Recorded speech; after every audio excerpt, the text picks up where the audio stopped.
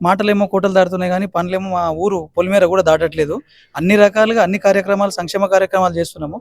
6 గ్యారెంటీలను తీసుకొచ్చి ఒక మసిబూసి మారడికాయ చేసేసి గవర్నమెంట్ అధికారంలోకి వచ్చింది. వచ్చిన తర్వాత ఇప్పటిదాకా మా పార్టీ ప్రెసిడెంట్ గారు అన్నట్టు ఆల్రెడీ సమయం ఇవ్వాలని చెప్పేసి 1 ఇయర్ చూసినాం, 1.5 ఇయర్ చూసినాం, 2 సంవత్సరాలు వచ్చింది. ఇప్పుడు టీఆర్ఎస్ కార్యకర్తలు తిరగబడం కాదు, జనాలు ఆల్రెడీ ఫుల్ నిండు కుండలాగా నిండుగా ఉన్నారన్నట్టు. వర్షం పడితే ఇప్పుడు లాస్ట్ చెరువులు నిండి ఎప్పుడైతే పొర్లిపోతే ఎట్లుంటుందో ఆ రకంగా దగ్గరకు వచ్చేసారు.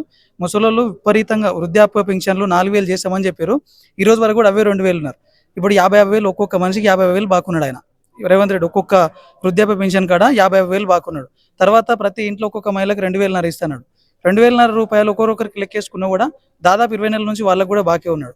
అట్లా స్త్రీలు కానివ్వండి, వృద్ధాప్య పెన్షన్లు కానివ్వండి, తులం బంగారం 1,00,000 రూపాయలు ఇచ్చి తులం బంగారం ఇస్తాడని చెప్పిండు. వాళ్ళందరూ నిలబడ్డారు. ఇప్పుడు గల్లలు పట్టుకుని అడగడానికి సిద్ధంగా ఉన్నారు వాళ్ళు. మీరు ఊర్లలోకి రావడం ఆలస్యమే లేదుగా.